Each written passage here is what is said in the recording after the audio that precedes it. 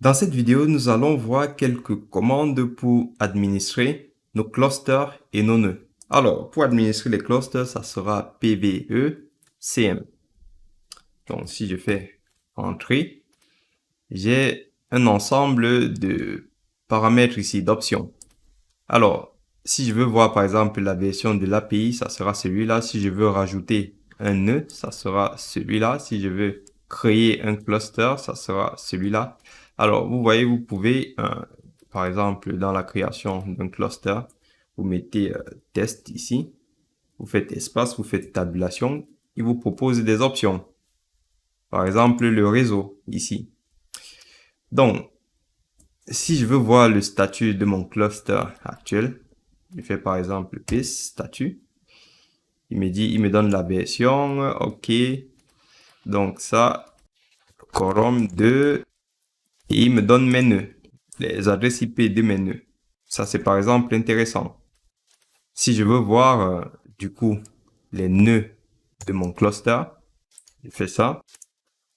Je vois les deux nœuds.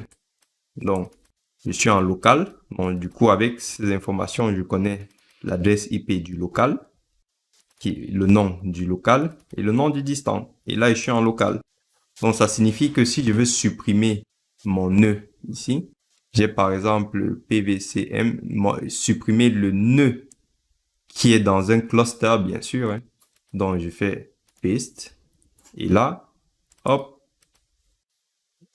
paste. Alors, avant de supprimer, vous voyez, si je viens ici, ça, c'est une action que je ne peux pas effectuer ici. Vous voyez, j'ai les ID, j'ai vu les ID, j'ai vu les liens. Par contre, je ne peux pas effectuer cette action-là. Donc, je suis obligé de faire comme ça. Je fais Entrée. Là, j'ai supprimé mon nœud. Donc, si je regarde là, j'ai mon nœud qui est supprimé. Donc, je peux venir, je peux même actualiser la page ici. Hein. Et voilà, j'ai un seul nœud. Donc, voilà, ce sont des commandes qui peuvent être utiles. Hein. Donc, un nœud ne sert plus à rien. On vous demande carrément de supprimer ce nœud-là, sauf que on ne peut pas le faire en mode web. On ne peut que le faire en ligne de commande. Et vous venez en ligne de commande et vous le faites. Après, les autres commandes, vous pouvez les gérer ici.